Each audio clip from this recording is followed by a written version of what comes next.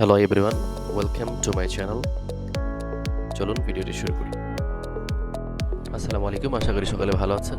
আজকে আমরা শিখব কিভাবে জন্ম নিবন্ধন অনলাইন করা আছে কিনা সেটা চেক করা যায়। আমরা আসলে ঘরে বসেই এখন প্রত্যেকের ফোন অথবা কম্পিউটার অথবা ল্যাপটপ ব্যবহার করার মাধ্যমে চেক করতে পারবো যে আসলে অনলাইন করা আছে কিনা আমাদের জন্ম নিবন্ধন,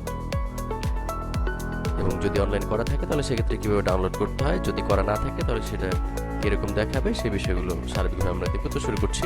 প্রথমে আমরা গুগল ক্রোমের মাধ্যমে সার্চ করব, সেটা ফোন থেকে হতে পারে অথবা কম্পিউটার থেকে। তো লিখতে হবে everify.btris.gov.bt। এটা লিখে সার্চ করলে একদম ডিরেক্ট গভর্নমেন্টের যে সাইটটা আছে সেটাতে আপনাকে নিয়ে যাবে। তো এটা লেখার পরে আমরা সার্চ করব। সার্চ করার পর দেখতে পাচ্ছেন এরকম একটি ইন্টারফেস চলে আসছে।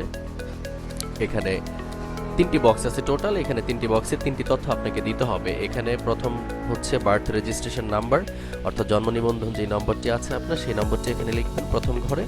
তার পরবর্তীতে হচ্ছে এখানে জন্ম তারিখ প্রথমে হচ্ছে সাল দিতে হবে, তার পরবর্তীতে মাস, এবং তার পরবর্তীতে হচ্ছে দিন।